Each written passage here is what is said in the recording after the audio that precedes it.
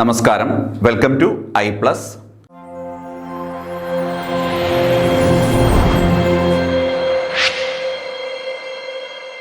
High court assistant പരീക്ഷയിൽ GK-യിലെ ഏറ്റവും പ്രധാനപ്പെട്ട ഒരു ഭാഗമാണ് കറണ്ട് അഫയേഴ്സ്.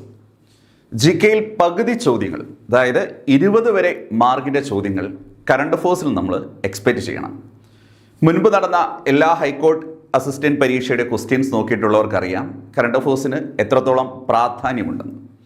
അപ്പോൾ തീർച്ചയായിട്ടും കറണ്ട് അഫയേഴ്സിൽ മികച്ച മാർക്ക് സ്കോർ ചെയ്യാൻ പറ്റിയാൽ GK ഭാഗത്ത് നമുക്ക് നല്ല ഇമ്പ്രൂവ്മെൻ്റ് ഉണ്ടാവും. റാങ്ക് ലിസ്റ്റിൽ ഏറ്റവും ടോപ്പിലെത്താൻ അത് നമ്മളെ സഹായിക്കുകയും ചെയ്യും. അപ്പോൾ അടുത്ത ചോദ്യം, ഹൈക്കോർട്ട് അസിസ്റ്റന്റ് പോലെയുള്ള പരീക്ഷകൾക്ക് കറണ്ട് അഫയേഴ്സ് എങ്ങനെ പഠിക്കണം, എന്ത് പഠിക്കണം? ആകെ നമ്മുടെ സിലബസിൽ GK ഭാഗത്തിൻ്റെ കൂടെ നാഷണൽ ഇൻ്റർനാഷണൽ കറണ്ട് അഫയേഴ്സ് എന്ന് മാത്രമേ പറഞ്ഞിട്ടുള്ളൂ.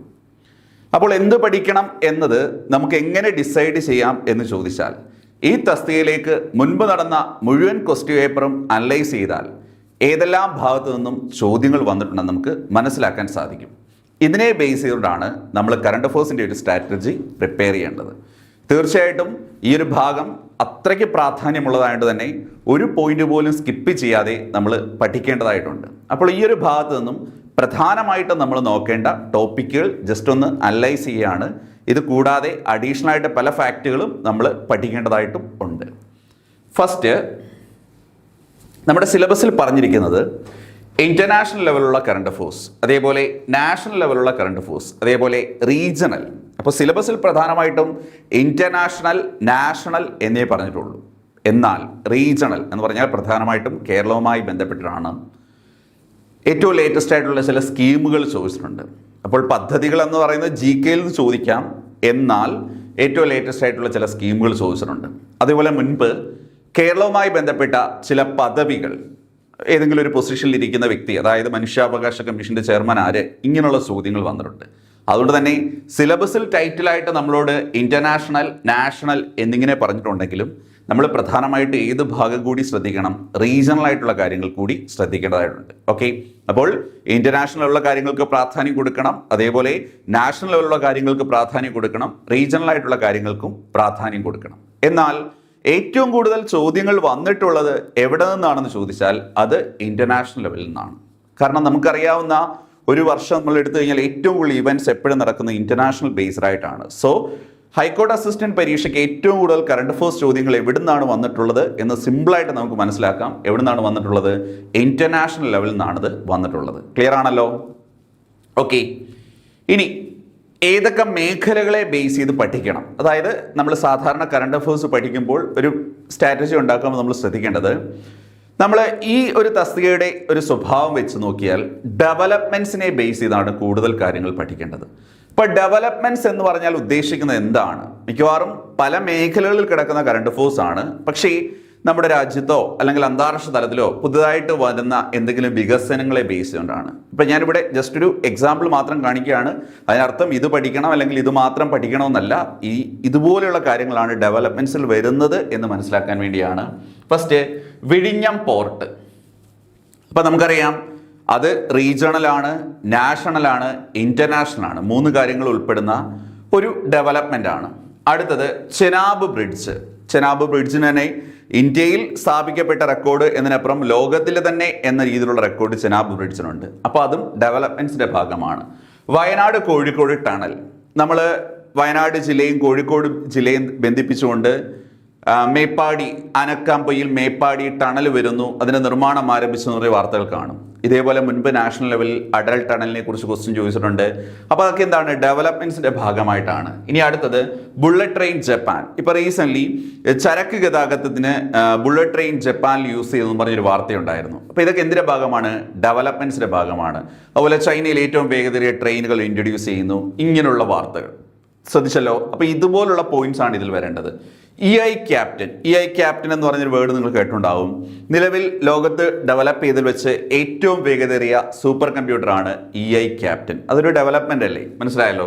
ഇനി ടിയാൻഗോങ്, അതായത് ചൈന സ്വന്തമായിട്ട് നിർമ്മിച്ച അവരുടെ ബഹിരാകാശ നിലയത്തിൻ്റെ പേരാണ് ടിയാൻഗോങ്. അപ്പോൾ ശ്രദ്ധിച്ചോണം, ഈ ടോപ്പിക്കുകൾ പഠിക്കണം എന്നല്ല ഞാൻ ഉദ്ദേശിച്ചത്. ഇതുപോലെയുള്ള ഭാഗങ്ങളാണ് ഡെവലപ്മെൻറ്റ്സ് എന്ന ഭാഗത്ത് വരുന്നത്. ഇപ്പോൾ ഇന്ത്യയിൽ പുതിയതായിട്ട് ബുള്ളറ്റ് ട്രെയിൻ പദ്ധതി ആരംഭിക്കുന്നു. നമ്മൾ മുംബൈ അഹമ്മദാബാദ് ബുള്ളറ്റ് ട്രെയിൻ പദ്ധതിയെക്കുറിച്ച് കുറേ നാളുകൊണ്ട് കേൾക്കുന്നുണ്ട്. അപ്പോൾ കേരളത്തിൽ ഏതെങ്കിലും അതിവേഗ റെയിൽപാത വരുന്നു, അല്ലെങ്കിൽ ഇന്ത്യയിൽ ഏറ്റവും വേഗത മെട്രോ ആയിട്ട് മീററ്റ് മെട്രോ പ്രഖ്യാപിക്കുന്നു. മനസ്സിലായാലും ഇതൊക്കെ എന്തിൻ്റെ ഭാഗമാണ്? ഡെവലപ്മെൻറ്റ്സിൻ്റെ ഭാഗമാണ്. അല്ലെങ്കിൽ പുതിയൊരു എയർപോർട്ട് വരുന്നു, ഇന്റർനാഷണൽ ലെവൽ ഏതെങ്കിലും ഒരു പുതിയ ഇവന്റ് വരുന്നു. ഇതെല്ലാം എന്താണ്? ഡെവലപ്മെന്റ്സിന്റെ ഭാഗമാണ്. അപ്പോൾ ക്വസ്റ്റ്യൻ പേപ്പറിൽ വളരെ പ്രാധാന്യമുള്ളതാണ് പുതുതായിട്ട് ഇനാഗ്രേറ്റ് ചെയ്യപ്പെടുന്ന നമ്മുടെ ഭൗതിക സൗകര്യങ്ങളെ വർദ്ധിപ്പിക്കുന്ന ഇതേപോലുള്ള പ്രൊജക്റ്റുകൾ. അപ്പോൾ ഈ ഭാഗത്തു നിന്നുള്ള ഇതുപോലുള്ള ടോപ്പിക്സിന് നല്ല പ്രാധാന്യം കൊടുത്ത് നമ്മൾ പഠിക്കണം. Next, venues. വളരെയധികം പ്രാധാന്യമുള്ള എല്ലാ ക്വസ്റ്റ്യൻ പേപ്പറിലും നമുക്ക് 1-2 മാർക്ക് ഉറപ്പിക്കാവുന്ന ഒരു ഭാഗമാണ് വെന്യൂസ് എന്ന് പറയുന്നത്. അത് ഇന്റർനാഷണൽ സബ്മിറ്റുകൾ, നമുക്കറിയാം G7 ഉച്ചകോടി, G20 ഉച്ചകോടി, അല്ലെങ്കിൽ ആസിയാൻ സബ്മിറ്റ്, അല്ലെങ്കിൽ എൻവയോൺമെന്റൽ ഡേ ആയിട്ട് ബന്ധപ്പെട്ട് conference of parties, climate change ഇതുമായിട്ട് ബന്ധപ്പെട്ട് ഇങ്ങനെയുള്ള ഇന്റർനാഷണൽ ലെവലിലുള്ള വെന്യൂസ് എല്ലാ ക്വസ്റ്റ്യൻ പേപ്പറിലും നമുക്ക് 1 മാർക്ക് ഉറപ്പിക്കാവുന്ന ഒരു ചോദ്യമാണ്. അതോടൊപ്പം തന്നെ സ്പോർട്സ് ഇവന്റുമായി ബന്ധപ്പെട്ട വെന്യൂസ്. ഇപ്പോൾ ഫിഫയുടെ ഫുട്ബോൾ വേൾഡ് കപ്പ് നടക്കുന്നു, അല്ലെങ്കിൽ ഏഷ്യൻ ഗെയിംസ് നടക്കുന്നു, അല്ലെങ്കിൽ വനിതകളുടെ 2020 വേൾഡ് കപ്പ് നടക്കുന്നു. അപ്പോൾ അത് എവിടെ വെച്ച് നടക്കുന്നു എന്ന രീതിയിൽ ആ ഒരു പോയിന്റിനെ മാത്രം ബേസ് ചെയ്ത് വെന്യൂസ് ചോദിക്കാം. പിന്നെ അതർ ന്യൂ സബ്മിറ്റ്സ്, ഇപ്പോൾ AI ഉച്ചകോടി നടക്കുന്നു, അല്ലെങ്കിൽ ആദ്യമായിട്ട് ഇങ്ങനെയുള്ള ചില സംഭവങ്ങൾ വരുമ്പോൾ അതിനെ ബേസ് ചെയ്തും ക്വസ്റ്റ്യൻ ചോദിക്കാം. അപ്പം ഞാൻ പറഞ്ഞിരുന്നു നമ്മുടെ ഈ ഒരു പരീക്ഷയിൽ ഇന്റർനാഷണൽ ലെവലുള്ള കാര്യങ്ങൾക്ക് വളരെയധികം പ്രാധാന്യമുണ്ടെന്ന്. സോ ഈ വെന്യൂസ് എല്ലാം ഇന്റർനാഷണൽ ലെവലിൽ വരുന്ന ഭാഗങ്ങളാണ്. തീർച്ചയായും ഈ ഭാഗത്തുനിന്ന് ചോദ്യങ്ങളുണ്ടാവും. വളരെ പ്രാധാന്യത്തോടെ നമ്മൾ പഠിക്കേണ്ട ഒരു ഭാഗമാണ് അത്. നെക്സ്റ്റ്, UN ബന്ധപ്പെട്ട് എല്ലായ്പ്പോഴും എല്ലാ ക്വസ്റ്റ്യൻ പേപ്പറിലും ഇടം പിടിച്ചിട്ടുള്ള ഒരു ഭാഗമാണ് UN അന്താരാഷ്ട്ര വർഷങ്ങൾ. ഇപ്പോൾ 2025 UN ഏതെല്ലാം അന്താരാഷ്ട്ര വർഷമായിട്ടാണ് ആചരിക്കുന്നത്, അല്ലെങ്കിൽ 2026 ആചരിക്കുന്നത്, അല്ലെങ്കിൽ 2027 പ്രഖ്യാപിച്ചിരിക്കുന്നത്, ഇങ്ങനെയുള്ള ചോദ്യങ്ങൾ. അതേപോലെ UN പ്രോഗ്രാംസുകൾ, UN ഏതെങ്കിലും ഒരു മേഖലയുമായി ബന്ധപ്പെട്ട് പുതുതായിട്ട് ഇൻട്രൊഡ്യൂസ് ചെയ്യുന്ന ഒരു പ്രോഗ്രാം, അല്ലെങ്കിൽ അവർ നടത്തിയ ഒരു സബ്മിറ്റ്, ഇങ്ങനെയുള്ള ചോദ്യങ്ങൾ വരാറുണ്ട്. അതുപോലെ UN അവാർഡ്സ്, നമുക്കറിയാം UN ബന്ധപ്പെട്ട് ധാരാളം അവാർഡുകൾ പ്രഖ്യാപിക്കാറുണ്ട്. അത്തരം ചോദ്യങ്ങളും ഇവിടെ എക്സ്പെക്റ്റ് ചെയ്യണം. അപ്പോൾ ഇവിടെയും എന്താണ്, കൂടുതലും കാര്യങ്ങൾ നമ്മൾ നോക്കുമ്പോൾ എന്താണ്, ഇന്റർനാഷണൽ ലെവലുള്ള കാര്യമാണ് വരുന്നത്. നമ്മുടെ സിലബസ് നമ്മൾ ഏറ്റവും കൂടുതൽ പ്രാധാന്യം കൊടുക്കേണ്ടത് കറണ്ട് അഫേഴ്സിൽ ഏത് ഭാഗത്തുനിന്നുള്ള ക്വസ്റ്റ്യൻ ആണെന്ന് മനസ്സിലായല്ലോ, ഇന്റർനാഷണൽ ലെവലിൽ നിന്നുള്ള കാര്യങ്ങൾ കാണും. നെക്സ്റ്റ്, അപ്പം നമ്മുടെ ഇതെല്ലാം GKയിലെ ഭാഗങ്ങളെ ബേസ് ചെയ്താണ്. അതായത് ഇന്റർനാഷണൽ ഓർഗനൈസേഷൻസ്, നാഷണൽ ഓർഗനൈസേഷൻസ്, ഇങ്ങനെയൊക്കെ GKയിൽ വരുന്ന, അതുപോലെ കോൺസ്റ്റിറ്റ്യൂഷണൽ ബോഡീസ്, ഇതിനെയൊക്കെ ബേസ് ചെയ്താണ് ആ ടൈപ്പ് ചോദ്യങ്ങൾ വരുന്നത്. ഇനി GKയിൽ ജോഗ്രഫി എന്നൊരു ഭാഗമുണ്ട്. ഈ ജോഗ്രഫിയെ ബേസ് ചെയ്തുകൊണ്ട് കറണ്ട് അഫേഴ്സ് മെയിനായിട്ടും ചോദിക്കുന്നത് സൈക്ലോൺസ് എന്നൊരു ടോപ്പിക്കിൽ നിന്നാണ്. ഒന്നുകിൽ ഏഷ്യ പസഫിക് റീജിയനിലെ സൈക്ലോൺസ്, അല്ലെങ്കിൽ ഏതെങ്കിലും രാജ്യത്ത് ഇതേപോലുള്ള ദുരന്തങ്ങളൊക്കെ സൃഷ്ടിക്കുന്ന സൈക്ലോൺസിനെ ബേസ് ചെയ്ത്. പിന്നെ ഇന്ത്യയെ സംബന്ധിച്ചാണെങ്കിൽ നമ്മൾ റംസാർ സൈറ്റുകളെ ബേസ് ചെയ്തുള്ള ക്വസ്റ്റ്യൻസും വരാറുണ്ട്. അല്ലെങ്കിൽ പുതിയ ഹൈഡ്രോ ഇലക്ട്രിക് പ്രൊജക്റ്റ് ഏതെങ്കിലും ഒരു സ്റ്റേറ്റിൽ ഏതെങ്കിലും ഒരു നദിയിൽ പ്രഖ്യാപിക്കുന്നത്, അല്ലെങ്കിൽ അങ്ങനെയുള്ള പോയിന്റ്സ്. അപ്പോൾ ജോഗ്രഫി ബേസ്ഡ് ആയിട്ടുള്ള കറണ്ട് അഫേഴ്സ് കൂടുതൽ എവിടെ നിന്നാണ് വരുന്നത്? സൈക്ലോൺസിനെ ബേസ് ചെയ്തും അതുപോലെ റംസാർ സൈറ്റുകളെ ബേസ് ചെയ്തുകൊണ്ടാണ് കൂടുതലും വരുന്നത്. പിന്നെ പുതിയതായിട്ടൊരു ടൈഗർ റിസർവ് പ്രഖ്യാപിക്കപ്പെട്ടാൽ അതിനെ ബേസ് ചെയ്തുകൊണ്ട് വരാറുണ്ട്. അതുപോലെ യുനെസ്കോയുടെ ഹെറിറ്റേജ് സൈറ്റിൽ ഏതെങ്കിലും സ്ഥലങ്ങൾ ഇടം പിടിച്ചാൽ, ഇപ്പോൾ ഇന്ത്യയിലെ ആണെങ്കിലും ഇന്റർനാഷണൽ ലെവലിലാണെങ്കിലും ഏതെങ്കിലുമൊക്കെ സ്ഥലങ്ങൾ യുനെസ്കോയുടെ ഹെറിറ്റേജ് സൈറ്റായിട്ട് പ്രഖ്യാപിക്കും. അപ്പോൾ ഉടൻ തന്നെ അതും ക്വസ്റ്റ്യൻസ് ആയിട്ട് വരാറുണ്ട്. സോ ജോഗ്രഫി സൈഡിൽ ഇത്തരം ചോദ്യങ്ങളാണ് നമ്മൾ പഠിക്കേണ്ടത്. അപ്പോൾ സൈക്ലോൺസ്, ഈ പറഞ്ഞ റംസാർ സൈറ്റ്, യുനെസ്കോ ഹെറിറ്റേജ് സൈറ്റുകളായി പ്രഖ്യാപിക്കുന്നത്, അതേപോലെ ടൈഗർ റിസർവ്, പുതിയതായിട്ട് എന്തെങ്കിലും ഒരു നാഷണൽ പാർക്കിൽ ഒരു ഇൻസിഡന്റ് ഉണ്ടാകുന്നു, അല്ലെങ്കിൽ ഒരു വൈൽഡ് ലൈഫ് സാങ്ച്വറിയിൽ ഒരു ഇൻസിഡന്റ് ഉണ്ടാകുന്നു, അല്ലെങ്കിൽ പുതിയതായിട്ട് എന്തെങ്കിലും കണ്ടെത്തപ്പെടുന്നു, അല്ലെങ്കിൽ ഒരു പുതിയ സ്പീഷീസിനെ നമ്മൾ പ്രൊജക്ട് ചീറ്റ, ആഫ്രിക്കൻ രാജ്യങ്ങളിൽ നിന്ന് ചീറ്റയെ കൊണ്ടുവന്ന് ഇന്ത്യയിൽ നടപ്പാക്കിയില്ലയോ, അങ്ങനെയുള്ള ഭാഗങ്ങളെല്ലാം ജോഗ്രഫിയിലെ കറണ്ട് അഫേഴ്സ് ആയിട്ട് നമ്മൾ പഠിച്ചു വെക്കണം. അപ്പോൾ ആ ഒരു ഭാഗത്തെക്കുറിച്ച് ഐഡിയ കിട്ടിയല്ലോ. ഇനി വളരെ പ്രാധാന്യമുള്ള നമ്മുടെ പരീക്ഷയിൽ സ്ഥിരമായി ചോദ്യങ്ങൾ വരാറുള്ള ഒരു ഭാഗമാണ് സയൻസ് ആൻഡ് ടെക്നോളജി. ഇപ്പോൾ സയൻസ് ആൻഡ് ടെക്നോളജി എന്ന് പറയുമ്പോൾ 90% ചോദ്യങ്ങളും യഥാർത്ഥത്തിൽ സ്പേസ് ടെക്നോളജിയുമായി ബന്ധപ്പെട്ടാണ്. സ്പേസ് ടെക്നോളജി എന്ന് പറയുമ്പോൾ ഇന്ത്യയുടെ സ്പേസ് ടെക്നോളജി ഉണ്ട്. അപ്പോൾ നമുക്കറിയാം ഈ ISROയുമായി ബന്ധപ്പെട്ട കാര്യങ്ങൾ, അല്ലെങ്കിൽ മറ്റ് ഡെവലപ്മെൻറ്റ്സ് ഉണ്ട്. DRDO ഏതെങ്കിലും ഒരു മിസൈൽ ഡെവലപ്പ് ചെയ്യുന്നു, അല്ലെങ്കിൽ അങ്ങനെയുള്ള കാര്യങ്ങൾ വരുന്നുണ്ട്. ശ്രദ്ധിച്ചോണം. ഇത് കൂടാതെ നാസ, SpaceX, പ്രത്യേകിച്ച് ചൈന, യൂറോപ്യൻ സ്പേസ് ഏജൻസി, അതുപോലെ മറ്റേതെങ്കിലും രാജ്യങ്ങൾ മറ്റൊരു അന്യഗ്രഹ ദൗത്യം നടത്തുമ്പോൾ ഇത്തരം ചോദ്യങ്ങളെല്ലാം നമ്മുടെ പരീക്ഷയിൽ നമ്മൾ എക്സ്പെക്ട് ചെയ്യേണ്ടതുണ്ട്. സയൻസ് ആൻഡ് ടെക്നോളജി ഇനി ശ്രദ്ധിച്ചോണം, സയൻസ് ആൻഡ് ടെക്നോളജിയിൽ കൂടുതലും ചോദ്യങ്ങൾ വരുന്നത് നമ്മൾ ഈ പറഞ്ഞ സ്പേസ് ടെക്നോളജിയെ ബേസ് ചെയ്താണെങ്കിലും നമ്മൾ അഡീഷണൽ ആയിട്ട് ചിന്തിച്ചോണം ഈ പറഞ്ഞ കമ്പ്യൂട്ടറുമായി ബന്ധപ്പെട്ട പുതിയ കണ്ടുപിടുത്തങ്ങൾ, അല്ലെങ്കിൽ മൊബൈലുമായി ബന്ധപ്പെട്ട പുതിയ കണ്ടുപിടുത്തങ്ങൾ, അല്ലെങ്കിൽ ഇത്തരം ആപ്ലിക്കേഷൻസ്, ഗൂഗിളിന്റെ പുതിയ പ്രോജക്റ്റുകൾ, അല്ലെങ്കിൽ മൈക്രോസോഫ്റ്റിന്റെ പുതിയ പ്രോജക്റ്റുകൾ, അങ്ങനെ പ്രധാനപ്പെട്ട IT കമ്പനിയുടെ പ്രോജക്ട്സുകൾ, ഇതെല്ലാം ക്വസ്റ്റ്യൻ ആയിട്ട് സയൻസ് ആൻഡ് ടെക്നോളജിയിലാണ് വരുന്നത്. അപ്പോൾ എല്ലാ ക്വസ്റ്റ്യൻ പേപ്പറിലും ക്വസ്റ്റ്യൻ ഇടം പിടിച്ചിട്ടുള്ള ഒരു ഭാഗമാണ് ഇത് സയൻസ് ആൻഡ് ടെക്നോളജി. അപ്പോൾ നമ്മുടെ സിലബസിലെ GK സയൻസ് എന്ന ഭാഗത്തെ ബേസ് ചെയ്തുകൊണ്ടാണ് കറണ്ട് അഫയേഴ്സിൽ ഈ ഒരു ഭാഗത്തു നിന്ന് ക്വസ്റ്റ്യൻസ് നമ്മൾ എക്സ്പെക്ട് ചെയ്യേണ്ടത്. ഇനി വളരെ പ്രാധാന്യമുള്ള, മുൻപ് നടന്ന എല്ലാ പരീക്ഷയിലും ഒന്നിലധികം ചോദ്യങ്ങൾ വന്നിട്ടുള്ള ഒരു ഭാഗമാണ് അപ്പോയിൻമെന്റ്സ്, പ്രധാനപ്പെട്ട പദവികളിൽ ആര് എന്നുള്ളത്. ഹൈക്കോടതി അസിസ്റ്റന്റ് പരീക്ഷയുടെ പ്രത്യേകത, ഈ പരീക്ഷ നടക്കുന്നതിന് തൊട്ടു മുമ്പ് ഏതെങ്കിലുമൊക്കെ രാജ്യത്ത് ന്യൂലി ഇലക്റ്റഡ് പ്രസിഡന്റോ പ്രൈം മിനിസ്റ്റേഴ്സോ വന്നാൽ തീർച്ചയായിട്ടും ആ ഭാഗത്തുനിന്ന് ചോദ്യം വന്നിട്ടുണ്ട്. പ്രത്യേകിച്ച് ഇന്ത്യയുടെ അയൽ രാജ്യങ്ങളിലെ ഭരണാധികാരികൾ, അതുപോലെ ഇന്ത്യയായിട്ട് നല്ല നയതന്ത്ര ബന്ധം പുലർത്തുന്ന രാജ്യങ്ങൾ, ഇപ്പം ഉദാഹരണം പറഞ്ഞാൽ ഇസ്രായേൽ, അല്ലെങ്കിൽ ഫ്രാൻസ്, അങ്ങനെ, അല്ലെങ്കിൽ അമേരിക്ക, ഇങ്ങനെയൊക്കെ വരുന്ന രാജ്യത്തെ ഭരണാധികാരികളെ കുറിച്ച്, പ്രത്യേകിച്ച് ന്യൂലി എലക്റ്റഡ് പ്രസിഡന്റ് അല്ലെങ്കിൽ പ്രൈം മിനിസ്റ്റേഴ്സിനെ കുറിച്ച് അപ്പോയിൻമെന്റ്സിൽ ചോദ്യങ്ങൾ വന്നിട്ടുണ്ട്.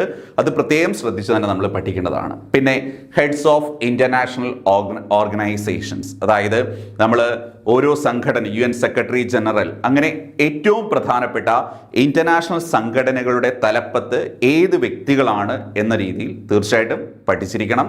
അവിടുന്ന് മുൻപ് ധാരാളം ചോദ്യങ്ങൾ ചോദിച്ചിട്ടുണ്ട്. ഇനി നാഷണൽ ലെവലിലെ പ്രധാനപ്പെട്ട അപ്പോയിൻമെന്റ്സ് എന്ന് പറഞ്ഞാൽ പ്രസിഡന്റ്, പ്രധാനമന്ത്രി, ധാരാളം കമ്മീഷനുകളുണ്ട്, അതിൻ്റെ തലപ്പത്ത് ആര്, അതേപോലെ നമ്മുടെ ഫോഴ്സുമായി ബന്ധപ്പെട്ട് ഓരോ ഫോഴ്സിൻ്റെ ഹെഡ്സ് ആര്, അതുപോലെ നമ്മുടെ അന്വേഷണ ഏജൻസികളുണ്ട് അതുമായി ബന്ധപ്പെട്ട്, പിന്നെ ഗവൺമെൻറ് ഏജൻസികളുണ്ട് അതുമായി ബന്ധപ്പെട്ട്, ഇപ്പോൾ CBI, റോയ, അങ്ങനെയുള്ള കാര്യങ്ങൾ, ISRO, DRDO, human rights commission, women's commission, ഇങ്ങനെ പ്രധാനപ്പെട്ട കമ്മീഷനുകളുടെയൊക്കെ ഹെഡ്സ് ആര് എന്നുള്ളത് എക്സാമിന് തൊട്ട് മുമ്പ് നമ്മൾ തീർച്ചയായിട്ടും അപ്ഡേറ്റ് ചെയ്ത് പഠിച്ചിരിക്കണം.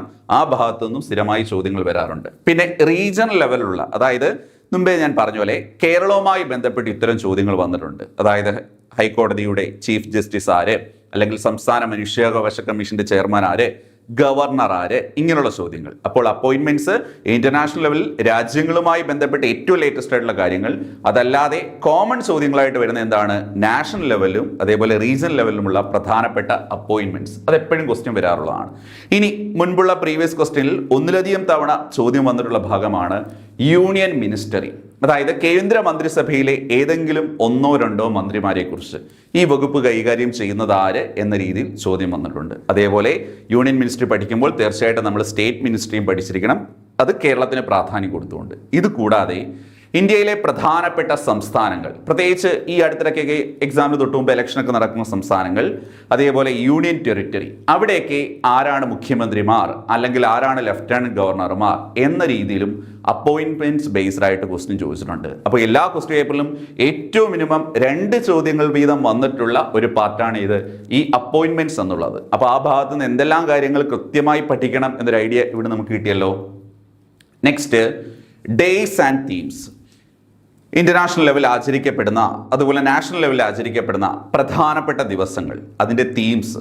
ഇപ്പോൾ ലാസ്റ്റ് ടൈം ഒക്കെ ചോദിച്ച ക്വസ്റ്റ്യൻ ആണെങ്കിൽ, ഇപ്പോൾ 2026 ഒരു എക്സാമ്പിൾ പറയുകയാണ്, 2026 വേൾഡ് ഹെൽത്ത് ഡേയുടെ പ്രമേയം എന്തായിരുന്നു, ഇങ്ങനെയുള്ള ചോദ്യങ്ങൾ. അപ്പോൾ തീംസ് നമുക്കറിയാം, വെറ്റ്ലാൻഡ് ഡേ ഫെബ്രുവരി 2, 2026 തീം എന്ത്, അല്ലെങ്കിൽ എയ്ഡ്സ് ഡേ അതിൻ്റെ തീം എന്ത്, നാഷണൽ സയൻസ് ഡേ അതിൻ്റെ തീം എന്ത്. അപ്പോൾ ഡേയ്സ് ആൻഡ് തീംസ് വളരെ ഇമ്പോർട്ടൻ്റ് ആണ്. അതേപോലെ ഇൻഡെക്സുകൾ, പലപ്പോഴും നമ്മുടെ പരീക്ഷയിൽ, ഹൈക്കോടതി അസിസ്റ്റന്റ് പരീക്ഷയിൽ ഇൻഡെക്സുകൾ ബേസ് ചെയ്ത്, പ്രത്യേകിച്ച് ഹെൻലി പാസ്പോർട്ട് ഇൻഡെക്സ്, അതേപോലെ ഹങ്കർ ഇൻഡെക്സ്, ഇങ്ങനെ human development index, happiness index, ഇങ്ങനെ പ്രധാനപ്പെട്ട ഇൻ്റർനാഷണൽ ലെവലിൽ അറിയപ്പെടുന്ന ഇൻഡെക്സുകളെ ബേസ് ചെയ്തും നമുക്ക് ചോദ്യങ്ങൾ സ്ഥിരമായി വരാറുണ്ട്. അടുത്തൊരു പാർട്ട് എന്ന് വെച്ച് കഴിഞ്ഞാൽ ബുക്ക് ആൻഡ് ഓതേഴ്സ്. ബുക്കുകൾ പലപ്പോഴും ഇന്റർനാഷണൽ ലെവലിലും നാഷണൽ ലെവലിലും ഏറ്റവും പ്രശസ്തരായ പുസ്തകങ്ങളെക്കുറിച്ചാണ് ഏറ്റവും പ്രശസ്തരായ വ്യക്തികളുടെ പുസ്തകങ്ങളെക്കുറിച്ചാണ് ചോദ്യങ്ങൾ വന്നിട്ടുള്ളത്. അപ്പോൾ തീർച്ചയായിട്ടും നമുക്കറിയാം, ഒരു എക്സാം എഴുതുന്നതിന് മുമ്പ് 1 വർഷം അല്ലെങ്കിൽ 2 വർഷം മുമ്പ് പബ്ലിഷ് ചെയ്യപ്പെട്ട ഏറ്റവും ശ്രദ്ധേയമായ പുസ്തകങ്ങൾ അത് നമ്മൾ നോക്കി വെക്കേണ്ടതും പഠിക്കേണ്ടതായിട്ടുണ്ട്. ഇനി അടുത്തത് മിലിറ്ററി ഓപ്പറേഷൻസ്, അത് നാഷണൽ ലെവലിലോ ഇന്റർനാഷണൽ ലെവലിലോ ഉള്ള ചോദ്യങ്ങൾ എക്സ്പെക്ട് ചെയ്യണം. ഇപ്പോൾ ഏറ്റവും വലിയ ഉദാഹരണം പറഞ്ഞാൽ നമ്മൾ പഹൽഗാം ടെററിസ്റ്റ് അറ്റാക്കുമായി ബന്ധപ്പെട്ട ഓപ്പറേഷൻ സിന്ദൂർ ഒരു മിലിറ്ററി ഓപ്പറേഷൻ അല്ലേ? അല്ലെങ്കിൽ അമേരിക്ക ഇറാൻ ഇസ്രായേൽ യുദ്ധ സമയത്ത് ഒരുപാട് മിലിറ്ററി ഓപ്പറേഷൻ്റെ പേരുകൾ നമ്മൾ കേട്ടു. റഷ്യ യുക്രൈൻ യുദ്ധ സമയത്ത് മിലിറ്ററി ഓപ്പറേഷൻസ് പേരുകൾ നമ്മൾ കേട്ടു. അപ്പോൾ അത്തരം മിലിറ്ററി ഓപ്പറേഷൻസുമായി ബന്ധപ്പെട്ട ക്വസ്റ്റ്യൻസും വന്നിട്ടുണ്ട്. Next, the most important one, statement ആയിട്ട് തന്നെ ക്വസ്റ്റ്യൻ ചോദിക്കുന്നതാണ് കോൺസ്റ്റിറ്റ്യൂഷണൽ അമെൻമെൻറ്റ്സ്. അതായത് നമ്മുടെ രാജ്യത്ത് പാസ്സാക്കപ്പെടുന്ന പുതിയ നിയമങ്ങളുമായി ബന്ധപ്പെട്ട് നമുക്കറിയാം, ഇൻകം ടാക്സ് ആക്ട് 1961 റീസെൻ്റ്ലി ഭേദഗതി ചെയ്തു. അങ്ങനെ പ്രധാനപ്പെട്ട കോൺസ്റ്റിറ്റ്യൂഷണൽ അമെൻമെൻറ്റ്സ് അത് വളരെ പ്രാധാന്യമുള്ളതാണ്. GKയിൽ കോൺസ്റ്റിറ്റ്യൂഷൻ എന്ന ഭാഗത്തെ ബേസ് ചെയ്യുന്നുണ്ട്. കറണ്ട് അഫയേഴ്സിൽ സ്ഥിരമായി ക്വസ്റ്റ്യൻ വരുന്നതാണ്. വീണ്ടും നമ്മുടെ പരീക്ഷകളിൽ ചോദ്യങ്ങൾ വന്നിട്ടുള്ളൊരു പാർട്ടാണ് കോർട്ട് ഓർഡറുകൾ. സുപ്രീം കോടതിയുടെ ഏതെങ്കിലും ഒരു പർട്ടിക്കുലർ വിഷയത്തിലെ ഒരു ഓർഡർ, അല്ലെങ്കിൽ ഏതെങ്കിലും ഒരു സംസ്ഥാന ഹൈക്കോടതി ഏതെങ്കിലും ഒരു പർട്ടിക്കുലർ വിഷയത്തിൽ ഓർഡർ പുറപ്പെടുവിച്ചുമായി ബന്ധപ്പെട്ടും ഇങ്ങനെയുള്ള ചോദ്യങ്ങളും മുൻപ് നമ്മൾ ക്വസ്റ്റ്യൻ പേപ്പറിൽ കണ്ടിട്ടുണ്ട്. ഇനി കമ്മീഷനുകളുമായി ബന്ധപ്പെട്ട്, ഇപ്പം എൻക്വയറി കമ്മീഷനാണ്. ഇപ്പം കേരളത്തിൽ എന്തെങ്കിലും ഒരു ഇൻസിഡൻറ്റ് ആകുമ്പോൾ അതിനെക്കുറിച്ചൊരു എൻക്വയറി കമ്മീഷൻ വരുന്നു, അല്ലെങ്കിൽ നാഷണൽ ലെവലിൽ എന്തെങ്കിലും ഒരു ഇൻസിഡൻറ്റ് ഉണ്ടാകുമ്പോൾ അതിനെക്കുറിച്ചൊരു കമ്മീഷൻ വരുന്നു. നമുക്കറിയാം, ഇപ്പം നമ്മൾ ഒരു രാജ്യം ഒരു തെരഞ്ഞെടുപ്പ് എന്നൊരു സിസ്റ്റത്തിലേക്ക് പോവുകയാണ്, അതിനെക്കുറിച്ച് പഠിക്കാനൊരു കമ്മിറ്റി അപ്പോയിൻറ്റ് ചെയ്യുന്നു. അങ്ങനെ കമ്മീഷനുകളോ കമ്മിറ്റികളോ ഏതെങ്കിലും ലെവലിൽ നാഷണൽ ലെവലിലോ റീജിയണൽ ലെവലിലോ ഇന്റർനാഷണൽ ലെവലിലോ അപ്പോയിൻറ്റ് ചെയ്യപ്പെട്ടിട്ടുണ്ടെങ്കിൽ തീർച്ചയായിട്ടും അതിൻ്റെ ഹെഡ് ആര് എന്ന രീതിയിൽ ചോദ്യങ്ങൾ വരാറുണ്ട്. പ്രത്യേകിച്ച് നമ്മൾ പരിസ്ഥിതിയുമായൊക്കെ ബന്ധപ്പെട്ട് മാധവ് ഗാഡ്ഗിൽ കമ്മിറ്റി അല്ലെങ്കിൽ കസ്തൂരിരംഗൻ കമ്മിറ്റി. അപ്പോൾ അടുത്തൊരു പാർട്ടാണ് വിയോഗങ്ങൾ. അതായത് പ്രശസ്തരായ വ്യക്തികൾ അന്തരിക്കുമ്പോൾ ആ അന്തരിച്ച തീയതി ചോദിക്കാം, അല്ലെങ്കിൽ ആ വ്യക്തികളുമായി ബന്ധപ്പെട്ട് ജീവിച്ചിരുന്നപ്പോൾ ഏറ്റവും ശ്രദ്ധിക്കപ്പെട്ട GK പോയിന്റ്സ് എന്തോ അതിനെ ബേസ് ചെയ്തും ക്വസ്റ്റ്യൻ വരാം. ആ ഒരു കാറ്റഗറിയിലാണ് ഇത് വരുന്നത്. Next, festivals of Indian States. Indian സംസ്ഥാനങ്ങളിൽ നടക്കുന്ന ചില ഫെസ്റ്റിവലുകളെ കുറിച്ച് ക്വസ്റ്റ്യൻ വന്നിട്ടുണ്ട്. പ്രത്യേകിച്ച് ഈ ഹോൺബിൽ ഫെസ്റ്റിവൽ, അങ്ങനെ ഏതെങ്കിലുമൊക്കെ സംസ്ഥാനത്ത് ഏതെങ്കിലും ഒരു ഫോക്കുമായി ബന്ധപ്പെട്ടോ അല്ലെങ്കിൽ അവരുടെ കൾച്ചറുമായി ബന്ധപ്പെട്ടോ ഒക്കെ ഈ പറഞ്ഞ ഈവൻസുകൾ നടക്കുമ്പോൾ അതിനെ ബേസ് ചെയ്തും മുൻപ് ക്വസ്റ്റ്യൻസ് വന്നിട്ടുണ്ട്. അപ്പോൾ ഇത് ഇൻഡിവിജ്വലായിട്ട് നോക്കി വെക്കേണ്ട ടോപ്പിക്കുകളുടെ കാറ്റഗറിയിൽ വരുന്നതാണ് ഇത്രയും പോയിന്റ്സും. പിന്നെ അവാർഡുകൾ, ഇന്റർനാഷണൽ ലെവലിലുള്ള അവാർഡുകൾ പഠിക്കണം, നാഷണൽ ലെവലിലുള്ള അവാർഡുകൾ പഠിക്കണം, റീജിയണൽ ലെവലിലുള്ള അവാർഡുകൾ പഠിക്കണം. ഇപ്പോൾ ഇന്റർനാഷണൽ ലെവലിലാണ് ഏറ്റവും സിമ്പിളായിട്ട് നമുക്ക് പറയാൻ പറ്റും. ഓസ്കർ അവാർഡ് സ്ഥിരമായി ചോദിക്കും, ഗോൾഡൻ ഗ്ലോബ് സ്ഥിരമായി ചോദിക്കും, സയൻസ് ആൻഡ് ടെക്നോളജിയുമായി ബന്ധപ്പെട്ട് നൊബേൽ പ്രൈസ്, ഇതുകൂടാതെ നമ്മൾ UN അവാർഡുകളും മറ്റും എല്ലാം നോക്കി വെക്കാനായിട്ടുണ്ട്. സെയിം കേസ് നാഷണൽ അവാർഡിലാണെങ്കിൽ ഇതേപോലെ arts, sports, literature, civilian awards, അതായത് ജ്ഞാനപീഠം പോലെയുള്ള ആർട്സുമായി ബന്ധപ്പെട്ട അവാർഡുകൾ, സിനിമയുമായി നാഷണൽ ഫിലിം അവാർഡ്, അല്ലെങ്കിൽ ദാദാ സാഹിബ് ഫാൽക്കെ പുരസ്കാരം, സ്പോർട്സുമായി ബന്ധപ്പെട്ട BCCയുടെ അല്ലെങ്കിൽ ഫുട്ബോൾ അസോസിയേഷൻ്റെയൊക്കെ അവാർഡുകൾ, അതേപോലെ സിവിലിയൻ അവാർഡുകൾ, അതായത് ഭാരതരത്ന, പത്മവിഭൂഷൺ, പത്മഭൂഷൺ അങ്ങനെയുള്ള അവാർഡുകൾ, അതേപോലെ മിലിറ്ററി അവാർഡ്സ് ഉണ്ട്, ശൗര്യചക്ര അങ്ങനെയുള്ള അവാർഡുകൾ, ഇതെല്ലാം കൃത്യമായിട്ട് ഓർഗനൈസ് ചെയ്ത് പഠിക്കണം. അത് സ്റ്റേറ്റ് ലെവലിൽ നിന്ന് ക്വസ്റ്റ്യൻ ചോദിച്ചിട്ടുണ്ട്. അതായത് ലിറ്റററി അവാർഡ്സ് ഒക്കെ, എഴുത്തച്ഛൻ പുരസ്കാരമോ അല്ലെങ്കിൽ വയലാർ അവാർഡ് പോലുള്ള അവാർഡുകൾ, അതേപോലെ ഫിലിം അവാർഡുകൾ, ഫിലിം ക്രിട്ടിക്സ് അവാർഡുകൾ, ഇങ്ങനെയുള്ള കാറ്റഗറിയിലുള്ള അവാർഡുകളും നമ്മുടെ ക്വസ്റ്റ്യൻ പേപ്പറിൽ വന്നു പോയിട്ടുണ്ട്. സോ ഇന്റർനാഷണൽ ലെവലിലും നാഷണൽ ലെവലിലും റീജിയണൽ ലെവലിലുമുള്ള അവാർഡുകളുമായി ബന്ധപ്പെട്ട ടോപ്പിക്സും നമ്മൾ പഠിക്കേണ്ടതായിട്ടുണ്ട്. ഇനി നാഷണൽ ഡേ സെലിബ്രേഷൻസ്, അതായത് ഇപ്പോൾ ഏറ്റവും ഉദാഹരണം പറഞ്ഞാൽ റിപ്പബ്ലിക് ഡേ, അല്ലെങ്കിൽ ഇൻഡിപെൻഡൻസ്, അല്ലെങ്കിൽ ആർമി ഡേ, അല്ലെങ്കിൽ നേവി ഡേ, ഇങ്ങനെ നമ്മൾ നാഷണൽ ലെവലിൽ പ്രാധാന്യത്തോടെ സെലിബ്രേറ്റ് ചെയ്യുന്ന ദിവസങ്ങളും അതിൻ്റെ പ്രത്യേകതകളും അതുമായി ബന്ധപ്പെട്ട് പ്രഖ്യാപിക്കപ്പെടുന്ന പുതിയ പ്രോജക്റ്റുകളും അല്ലെങ്കിൽ അന്ന് ആദരിക്കപ്പെടുന്ന വ്യക്തികളെക്കുറിച്ചും, അതുപോലെ റിപ്പബ്ലിക് ഡേ ഒക്കെ ആകുമ്പോൾ നമുക്കറിയാം ടാബ്ലോകളുണ്ട്, അതുപോലെ ചീഫ് ഗസ്റ്റ് ഉണ്ട്, അങ്ങനെയുള്ള പോയിന്റുകൾ. ഈ പോയിന്റുകൾക്ക് പ്രാധാന്യം കൊടുത്തുകൊണ്ടും മുൻപ് ക്വസ്റ്റ്യൻ പേപ്പറിൽ ക്വസ്റ്റ്യൻ വന്നിട്ടുണ്ട്. അപ്പോൾ ഈ ഒരു ഭാഗവും നമ്മൾ പഠിക്കേണ്ടതായിട്ടുണ്ട്. ഇനി 20 മാർക്ക് കറണ്ട് അഫയേഴ്സ് എന്ന് ഞാൻ പറഞ്ഞു, 15 മുതൽ 20 മാർക്ക്.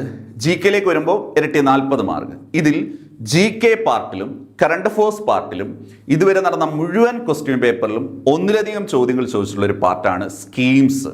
അത് യൂണിയൻ ഗവൺമെൻറ് സ്കീംസ്, അതായത് സെൻട്രൽ ഗവൺമെൻറ് സ്കീംസിനെ ബേസ് ചെയ്തുകൊണ്ട് ക്വസ്റ്റ്യൻ വന്നിട്ടുണ്ട്, സ്റ്റേറ്റ് ഗവൺമെൻറ് സ്കീംസിനെ ബേസ് ചെയ്തുകൊണ്ട് ക്വസ്റ്റ്യൻ വന്നിട്ടുണ്ട്. ഇപ്പോൾ ഞാൻ തുടക്കത്തിലേ പറഞ്ഞു, സ്റ്റേറ്റ് ഗവൺമെൻറ് സ്കീംസ് ആകുമ്പോൾ ചിലപ്പോൾ പഴയ സ്കീംസ് ചോദിക്കും, അത് GK കാറ്റഗറി വരും. പുതിയ സ്കീംസ് ചോദിക്കും, അത് എന്തിനെ ബേസ് ചെയ്തും കറണ്ട് അഫയേഴ്സിനെ ബേസ് ചെയ്ത് വരും. അപ്പോൾ അത് നാഷണൽ ലെവലിലെ ക്വസ്റ്റ്യനും ഉണ്ട്, സ്റ്റേറ്റ് ലെവലിലെ ക്വസ്റ്റ്യനും ഉണ്ട്. അപ്പോൾ ഈ രണ്ട് പാർട്ടും വളരെ വൈഡായിട്ട് വ്യക്തമായിട്ട് പഠിച്ചാൽ നമുക്കൊരു 4-5 മാർക്ക് വരെ ഉറപ്പിക്കാവുന്ന ഒരു പാർട്ടാണ് യൂണിയൻ ഗവൺമെൻറ് സ്കീംസും അതേപോലെ സ്റ്റേറ്റ് ഗവൺമെൻറ് സ്കീംസും.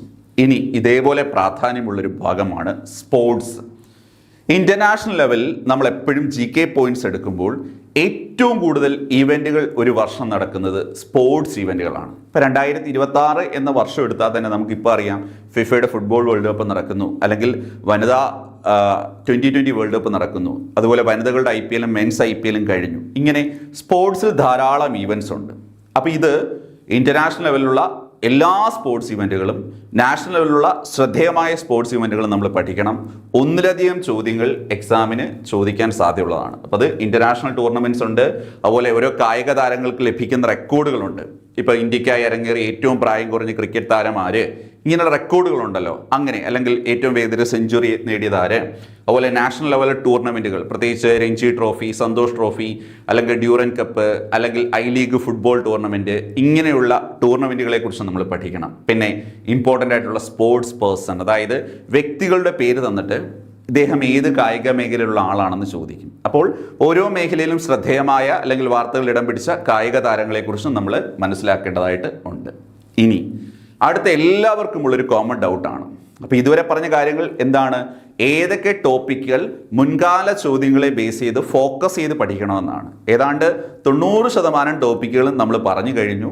അപ്പോൾ തന്നെ ഞാൻ തുടക്കത്തിൽ പറഞ്ഞു, ഇതുകൂടാതെ കുഞ്ഞു കുഞ്ഞു ഈവൻറ്റുകൾ അല്ലെങ്കിൽ പുതിയതായിട്ട് സംഭവിക്കുന്ന എന്തെങ്കിലും ഒരു പുതിയ ഇൻസിഡൻറ്റ്, ഇപ്പോൾ ഈ പഹൽഗാമിൽ ടെററിസ്റ്റ് അറ്റാക്ക് ഉണ്ടായി എന്ന് പറഞ്ഞാൽ പുതിയതായിട്ട് വരുന്നൊരു സംഭവമാണ്, നമ്മൾ നോർമലി കേൾക്കുന്നതല്ല.